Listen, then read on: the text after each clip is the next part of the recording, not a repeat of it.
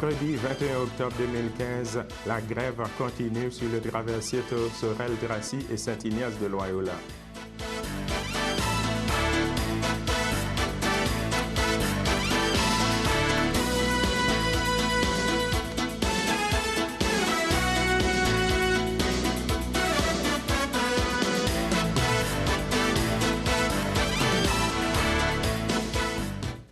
Bonjour à tous, bienvenue à notre bulletin de nouvelles de CTRB. Justement, on va vous parler du traversé Saint-Ignace de Loyola et de Sorel-Dracy pour vous donner un compte-rendu du ministre Martin Coiteux. Qu'est-ce qu'il dit, le ministre Martin Coiteux? Le ministre déplore que les négociations entre le syndicat des métallos de la Société de traversiers du Québec ont été rompues samedi. Le gouvernement est en mode résolution. On a modifié nos propositions en réponse à certaines demandes syndicales. On a fait preuve d'une grande ouverture et on serait entendu en retour à ce que la négociation s'enclenche pour vrai, souligne M. Coiteux. Ce dernier aurait aussi souhaité voir le niveau de service être élevé malgré les tensions à la table de négociation. Justement, parlant du point de vue de Martin Coiteux, on va vous donner le point de vue du maire de Sorel-Dracy, M. Serge Péloquin. Justement, le maire Serge Péloquin a réclamé qu'une loi spéciale soit votée justement pour forcer les travailleurs, les 150 travailleurs qui sont en grève sur le traversier Sorel-Dracy et de Saint-Ignace de Loyola. Mesdames et messieurs, vous savez tout aussi bien que moi, le 19 octobre, c'était les élections. Il y a eu un premier ministre du Canada maintenant, c'est Justin Trudeau. Justement, pour revenir dans notre circonscription de Berthier-Maskinongé, on a rencontré le candidat du Bloc québécois, Yves Perron, qui nous a donné une entrevue téléphonique hier. Alors, en voici un extrait. Ici, c'est la soirée électorale. J'ai ici en ligne avec moi pour CTRB M. Yves Perron, candidat de Berthier-Maskinongé. M. Perron, bonsoir. Bonsoir. Ici Jean-Louis pour CTRB. Justement, on vient de voir les résultats sont tombés pour les élections. Et puis, la candidate du NPD, Mme Ruth-Hélène Brosseau, a remporté les élections. Alors, c'est quoi votre réaction, M. Perron? Ben, déception, évidemment, parce que nous, on y a cru beaucoup, on y a cru jusqu'à la fin, puis on s'attendait à un résultat différent de celui-là, mais c'est la démocratie qui a parlé. Alors, on félicite Mme Brosseau pour sa victoire. OK. Dites-moi, si je comprends bien, vous venez de dire vous attendez à un résultat beaucoup plus serré, hein? Ben, en fait, moi, je présumais même d'une victoire serrée, éventuellement. On y croyait beaucoup. Et le terrain, les gens sur le terrain, dans notre porte-à-porte et tout ça, c'était très positif. Donc, on avait l'impression que c'était bon, mais paraît-il qu'on n'a pas rencontré tout le monde, hein, parce que c'est pas tout le monde qui a voté comme ça. OK. Dites-moi, M. Perron, êtes-vous satisfait quand même de votre campagne? Parce que je sais que vous avez travaillé très fort au cours de cette campagne électorale-là qui a été si longue, quoi. Oui, écoutez, très satisfait. Pas satisfait, évidemment, du résultat, mais satisfait de la campagne en soi. L'objectif que j'avais, c'était, au lendemain de l'élection, de ne pas pouvoir me dire « peut-être j'aurais pu faire plus ». Alors, j'ai tout donné. Je pense que les gens qui m'ont rencontré le savent, ils l'ont vu. Et quand on a tout donné, on ne peut pas avoir de regrets. Hein. On peut seulement se reposer et prendre le repos du juste, comme on dit. OK. Dites-moi, M. Perron, sur le plan national, on voit bien les libéraux ont pris le pouvoir de façon majoritaire. Donc, sur le plan national, comment voyez-vous ça? Comment vous voyez, la victoire des libéraux ici à Ottawa? Écoutez, c'est doux amer parce que c'est sûr qu'on est plusieurs à être quand même, je compte bien conscient que les Québécois sont contents de voir M. Harper chasser du pouvoir. Ça, je pense que c'est quelque chose de positif. Mais par contre, un gouvernement majoritaire libéral, je pense pas que ce soit une bonne nouvelle non plus. Nous, ce qu'on aurait souhaité vraiment, c'est un gouvernement libéral minoritaire, comme on en avait déjà parlé dans quelques entrevues, pour avoir une balance du pouvoir, donner un poids important au Bloc québécois et donc au Québec. au sein de ce gouvernement-là, parce qu'on sait que le Parti libéral est le parti du scandale des commandites, est le parti du rapatriement de 82, est le parti de la loi sur la clarté. Donc, écoutez, je suis un peu inquiet pour l'avenir, mais on va regarder, on va laisser la chance au coureur. De toute façon, comme je vous le disais il y a quelques minutes, il faut respecter le choix démocratique des gens. La bonne nouvelle là-dedans, c'est que mon engagement vient aussi beaucoup du fait que on ne voulait pas, comme plusieurs voulaient le prétendre, que le Bloc québécois soit mort. Et on a résisté, et ce qu'on a comme résultat au niveau national, donc je parle pas de Berthier-Masquinongé, mais je parle pour le Québec, le Bloc est vivant. Puis le Bloc est vivant en Berthier-Masquinongé aussi. On a été très fort. On est arrivé deuxième à 26 ans. On a fait une belle campagne. Puis on a 10 députés du Bloc québécois. Donc le Québec aura sa voix. Au niveau fédéral.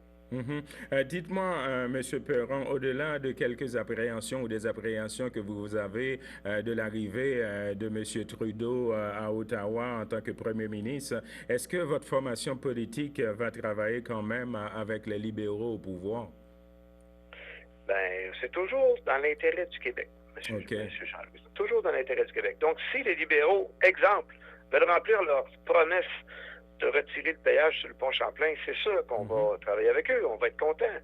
Si les libéraux, exemple, veulent remplir leur engagement de compenser financièrement les victimes de la pyrotype dans la partie est de la circonscription, on va être d'accord avec ça. Donc, ça dépend de ce qu'ils proposent. OK.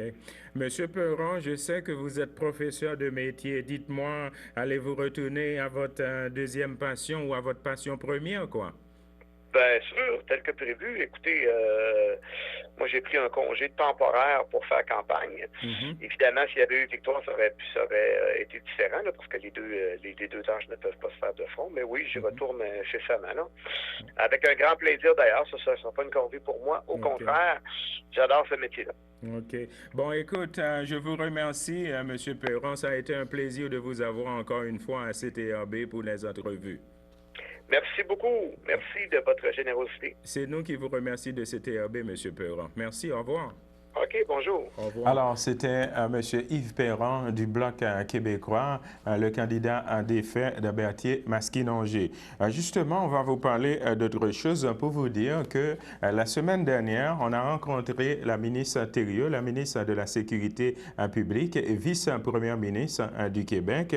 Qu'est-ce que le gouvernement du Québec veut faire avec la sécurité incendie dans la région? En effet, le gouvernement du Québec souhaite un seul service de sécurité incendie dans la MRC de Dautrey. On a rencontré la vice-première ministre du Québec justement à la remise des trophées, à la remise des prix aux pompiers de la MRC de Dautrey. En voici un extrait. Ici Jean-Louis pour CTRB. Je suis en compagnie de Mme Lise Thériault, ministre de la Sécurité publique et vice-première ministre du Québec. Madame Thériault, bonsoir. Bonsoir. Un tel événement comme ça, qu'est-ce que cela représente pour vous? Bien, il est évident que lorsqu'on voit que c'est des pompiers qui sont à temps partiel, qui sont honorés pour 20 ans, 30 ans de carrière, à même les services sécurité incendie, ça représente beaucoup d'heures qu'on a consacrées à aller au feu, à aller lutter contre les incendies. De plus en plus, il y a beaucoup d'interventions aussi maintenant que les pompiers font, qui ne vont plus juste nécessairement au feu. Mais je pense que c'est une profession qui a besoin qu'on valorise le travail, surtout que c'est des gens qui œuvrent à temps partiel. Puis moi, je considère que c'est un énorme sacrifice, être pompier. Hein? Quand ça sonne pour aller au feu, on va laisser notre femme, nos enfants en plan, peu importe où on est, chez des amis, au restaurant, à la maison, dans une fête d'enfants, peu importe l'activité, il faut tout laisser pour se dépêcher pour aller au feu. Et il est évident que les hommes qui choisissent d'aller au feu savent aussi qu'il y a un risque, qu'ils peuvent perdre la vie. Donc, c'est un énorme sacrifice. C'est un énorme sacrifice, définitivement. Puis je pense que c'est important de leur dire merci. Puis malheureusement, on ne prend pas assez souvent le temps de remercier les gens. Donc je pense que ce soir, c'est la soirée pour dire merci. Et puisque M. Brazeau vient d'être honoré, puisque c'est le chef de l'Association des chefs en sécurité incendie, bien, c'était tout à fait normal que je sois ici et que j'accepte l'invitation de la MRC d'Autrey. Tout à l'heure, vous avez parlé d'un projet pilote. C'est quoi ce projet pilote-là? Bon, c'est que le rapport de l'âge demande à ce que les services sécurité incendie se regroupent. Vous savez, il y a plus de 500 services sécurité incendie au Québec. C'est beaucoup. Dont suite à l'incendie de l'île Verte, où c'était aussi des pompiers à temps partiel puis des pompiers volontaires qui ont été appelés au feu. Il y a eu quand même beaucoup de décès. Et le rapport de l'âge demandait à ce qu'on regroupe les services sécurité incendie pour minimiser le temps de réponse, pour minimiser l'intervention, pour éviter les chaînes de commandement. Donc, suite au rapport de l'âge, bien, je voulais annoncer des projets pilotes. Donc, j'avais 2 régions qu'on avait retenues. Et puisque je suis ministre responsable de la région de la Naudière et que la MRC d'Autrey est celle du président de l'Association des chefs, bien, on a dit, bien, pourquoi pas essayer de faire le projet pilote avec eux. Donc, ce soir, puisqu'on me mentionnait qu'il y avait des nouvelles municipalités qui se joignaient au regroupement, il en manque 2 pour la MRC. Donc, on va essayer de voir si on ne peut pas faire en sorte que toutes les municipalités travaillent ensemble à regrouper un seul service sécurité incendie pour la MRC d'Autrey. Je vous remercie, Mme Thériault. Concernant ce projet pilote que vient d'annoncer Mme Lise Thériault avec moi, alors on avait rencontré la mairesse de Berthierville, Mme Suzanne Nantel. En voici ses commentaires là-dessus. Ici Jean-Louis pour CTRB. Je suis ici en compagnie de Mme Suzanne Nantel, la mairesse de Berthierville. Madame Nantel, on vient d'assister justement à cette remise de prix des pompiers de la région. Qu'est-ce que cela représente pour vous et pour la mairie de Berthierville, un tel événement? C'est une fierté pour notre ville de pouvoir compter sur des gens comme tous ceux qui occupent des postes de pompiers. Je pense qu'avec M. Brazeau comme directeur, c'est un bon encadrement, un homme qui a la passion de ce qu'il fait. Et effectivement, comme il l'a dit précédemment, il est capable de transmettre cette passion-là à tous les pompiers. Alors moi, je ne peux que lever mon chapeau et saluer tous ces gens-là qui ont œuvré pendant tant d'années au service incendie. Parce que être pompier, c'est vraiment un sacrifice. C'est tout d'abord une passion, mais effectivement, c'est un sacrifice pour eux, parce que c'est tous des gens qui ont une autre vie en dehors de ça, une vie professionnelle aussi, mais une vie familiale. Et effectivement, comme Mme Thériault le disait si bien, on se doit aussi de lever notre chapeau aux familles qui accompagnent nos pompiers là, dans leur quotidien. Madame Thériault a parlé tout à l'heure d'un projet pilote. Est-ce que cela signifie que le corps des pompiers ici dans la région va avoir plus de support du gouvernement et aussi la municipalité? Écoutez, le cadre du projet pilote, je ne le connais pas. Je pense que c'était une annonce, mais une annonce qui a été très bien accueillie. D'avoir les 15 municipalités sous le même égide, moi, ça me dit que c'est une très bonne... Ça va être bon pour la région. Tout à fait, tout à fait. On va parler des mêmes choses en même temps, tout le monde. OK. Je vous remercie, Mme Nantel. C'est un plaisir. Merci. C'était la mairesse de Berthierville, Mme Suzanne Nantel, qui nous a livré ses commentaires en concernant la réunification du service d'incendie dans la MRC de Autrey. On va s'arrêter là pour une petite pause. Le samedi matin, dès 9h30, nos téléspectateurs sont invités au Super Bingo télévisé diffusé de nos studios de Berthierville. Un montant de 600 $ est disponible chaque semaine lors de cette joute de bingo télévisé. Un animateur et 3 bénévoles se succèdent à la caméra de CTRB dans le but de vous faire passer une petite heure agréable et payante le samedi matin. On peut se procurer les cartes de jeu chez les dépositaires autorisés participants à Berthierville, le dépanneur Formule 1, rue Gilles Villeneuve, le marché IGA Extra sur la rue Gabriel Brissette, le dépanneur Gauthier-Savard au 480 Montcalm, le marché métro rue Notre-Dame, la pharmacie Brunet rue Frontenac, le garage Pétroté sur la rue Gilles Villeneuve et à Saint-Ignace-de-Loyola, le marché Aldo rang Saint-Michel, le dépanneur Le Magasin Esso sur le chemin de la Traverse. C'est un rendez-vous tous les samedis matins à 9h30 sur les ondes de CTRB, votre télévision régionale et communautaire.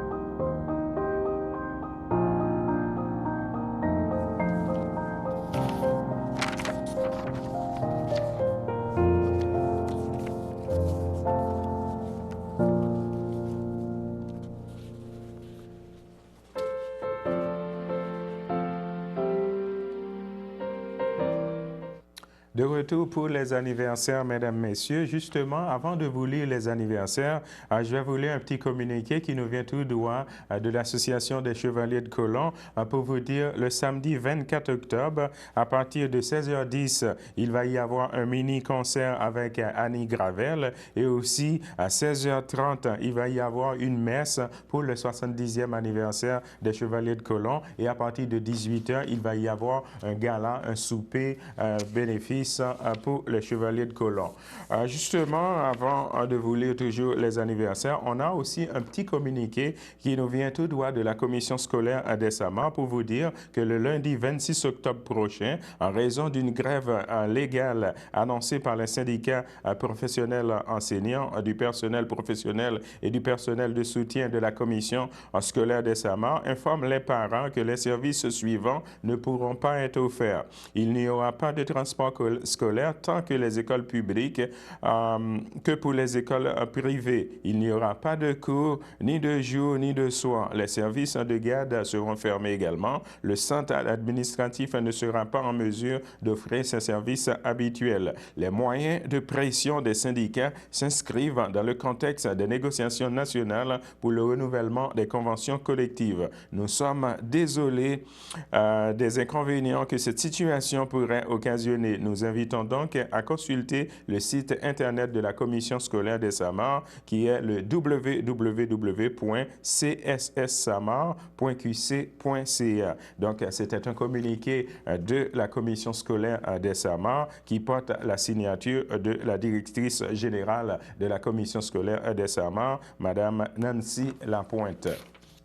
Alors, justement, pour les anniversaires, mesdames et messieurs, je dois vous dire que la FADOC de l'île du Pas souhaite bonne fête et un joyeux anniversaire à Madame Cécile Ferrand, Chevalier, et aussi l'Ordre des filles d'Isabelle, le SEC 699, souhaite également une bonne fête à Madame Louise Saint-Martin et aussi à Madame Hélène Tucotte.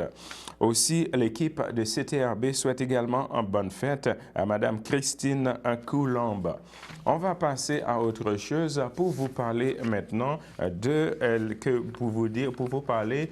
la région de l'île du Pas. Justement, pour vous dire que la saison culturelle tourne court à l'île du Pas. L'église de l'île du Pas sera plus silencieuse qu'à l'habitude cet automne. Préparé par le comité socio-culturel de l'île du Pas, les spectacles et autres événements à l'agenda sont annulés. Première raison, l'absence d'installations sanitaires conformes aux exigences de la loi et divers malentendus entre la fabrique et la coopération qui souhaitent acquérir l'église sont principalement à la base de cette décision. Il avait pourtant été convenu, suivant ce que laisse savoir le CSDI, que les installations sanitaires à l'église seraient terminées avant la fin de l'été 2015. Ces travaux n'ont jamais été effectués, ce qui a fait que les membres du CSDI, ne voulant pas prendre le risque de se voir imposer des amendes, ont jugé bon d'annuler tous les engagements qu'ils avaient pris pour l'automne, laisse-t-on savoir. La fabrique de la visitation, voici la deuxième raison, mesdames et messieurs, pour vous dire que la fabrique de la visitation de l'île du Pas devait effectuer les travaux. Divers malentendus ont aussi fait achoper les négociations entre la fabrique et la coopération, un organisme sans but lucratif souhaitant faire l'acquisition de l'Église. Étant donné que le CSDI est depuis sa création un organisme qui dépend de la coopération, vous comprenez sans peine qu'il devait difficile, voire impossible pour ses membres de poursuivre de leur travail dans un tel climat, mentionne-t-on. Toutefois, compte tenu du fait que le but premier du CSDL, quant de la corporation, est d'assurer l'entretien du service de l'Église de l'île du Pas, les membres des deux organismes ont choisi de remettre à la communauté de la visitation de l'île du Pas, appellation de la pension île-du-pasienne de la fabrique Saint-Laurent, regroupant Berthierville, Saint-Ignace-de-Loyola et l'île du Pas, un chèque de 5 400 $. Il s'agit de la totalité des profits amassés à la saison dernière. La somme s'ajoute aux 4 000 $ remis lors de la première soirée spectacle amateur d'octobre 2013. Grâce à ces 9 400 $ qui auront servi à l'entretien de l'Église et en tenant compte de l'animation et des activités organisées durant les 18 mois d'existence, le CSDI peut donc être fier de sa contribution et d'avoir accompli les objectifs qu'il s'était fixés, ajoute-t-on. Les membres des deux organismes souhaitaient que les embûches tombent bientôt et être en mesure d'éviter et de revoir la population de la région pour divers spectacles et événements. On va vous parler d'autre chose pour vous parler du Centre d'action bénévolat d'Autrey. Donc, pour vous dire qu'il va y avoir une conférence, des conférences de carrefour d'information pour les aînés, et notons bien que ces conférences vont être gratuites. Donc, voici les sujets qui seront à l'ordre du jour. Présentation d'Ira Joliette, dénoncer, informer, référer et accompagner. Ça va être mercredi le 4 novembre 2015 à 13h30. La présentation va être par Mme Louise Saint-Pierre, présidente de l'organisme. Voici les contenus. Mission concernant l'abus et la négligence envers les aînés, historique de l'organisme et indication des signes de maltraitance auxquels il faut porter attention. Information sur le sujet d'accompagnement individuel des différentes conférences offertes par DIRA. Sujet 2. La bonne conduite n'a pas d'âge. Donc, ça va être le jeudi 26 novembre 2015 de 13h30. En voici le contenu. Capacité et difficultés relatives à la conduite, conseils pour conserver son autonomie, la dénonciation et le retrait du permis de conduire, jeux questionnaires, etc. Pour toute information ou pour toute inscription, il faudra communiquer avec le CABA au 450-836-7122 ou au 450-875-0921. Ça va être le numéro de la Valtrie. Et aussi, ou bien vous pouvez vous présenter à l'adresse du CABA qui est au 180 rue Champlain, ici à Berthierville. On va s'arrêter là pour une petite pause.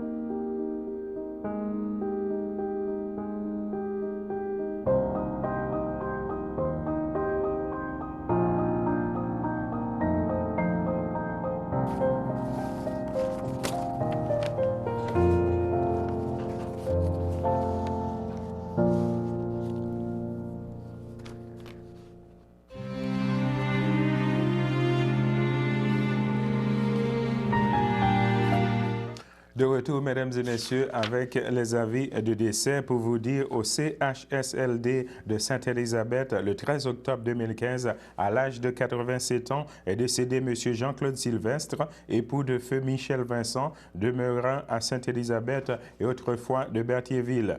Il laisse dans le deuil à ses sœurs Germaine Sylvestre, feu Julien Plante, Marie-Bette Sylvestre, feu Rodrigue Bergeron, Janine Sylvestre, ainsi que les membres de la famille Vincent.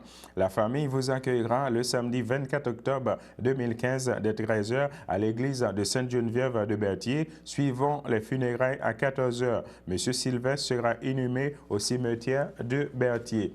Un autre avis de décès, mesdames et messieurs, pour vous dire qu'à Joliette, le 18 octobre 2015, à l'âge de 68 ans, est décédé M. André Adam, époux de Ginette Livernoche, demeurant à Berthierville.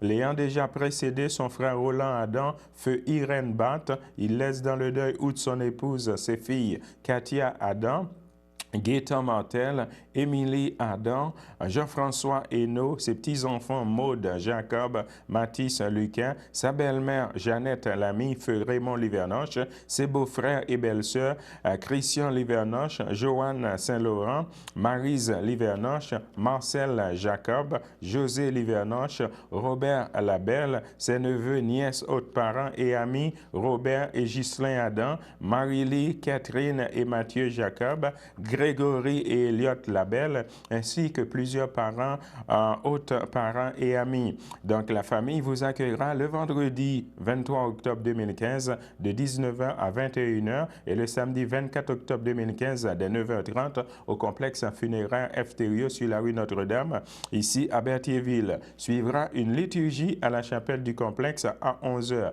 Monsieur Adam sera inhumé au cimetière de Berthier.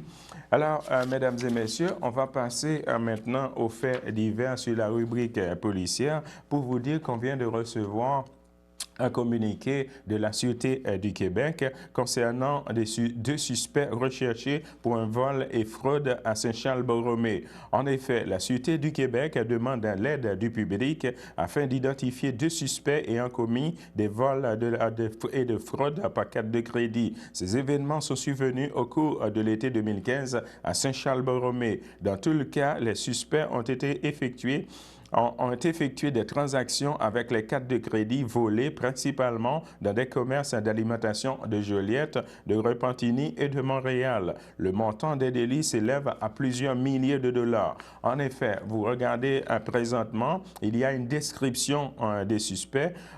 C'est un homme. Sont des hommes à la peau blanche, âgés entre 30 et 40 ans, des cheveux foncés, taille environ 1,75 m, disons 5 pieds 9 pouces. Vêtements, le premier suspect portait un chapeau à l'âge-bord et un t-shirt jaune avec une image à l'avant. Le deuxième suspect portait une barbichette, une casquette noire et un t-shirt blanc avec un sigle à la poitrine gauche.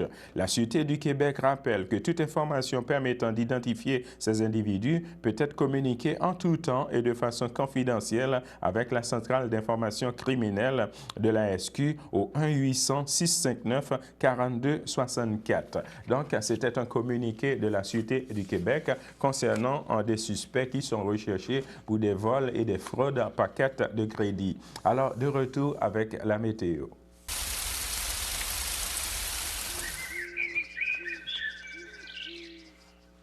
Alors, de retour avec la météo, pour vous dire présentement, on a un ciel avec quelques nuages, un maximum de 2 degrés Celsius et un temps ressenti de 0 degrés Celsius. Pour ce qui est de mercredi dans l'après-midi, on va avoir un ciel ensoleillé avec quelques passages nuageux, un maximum de 7 degrés Celsius et un temps ressenti de 5 degrés et une probabilité de pluie de 20%. Pour ce qui est de mercredi dans la soirée, on va avoir un ciel avec des risques d'averses, un maximum de 4 degrés Celsius et un temps ressenti de 1 degré et une probabilité de pluie de 40%. Pour ce qui est de la nuit de mercredi à jeudi, on va avoir un ciel avec faible pluie, un maximum de 4 degrés Celsius et un temps ressenti de 1 degré Celsius et une probabilité de pluie de 70%. Pour ce qui est de jeudi dans la matinée, on va avoir un ciel avec faible pluie, un maximum de 6 degrés Celsius et un temps ressenti de 3 degrés Celsius et une probabilité de pluie de 70%.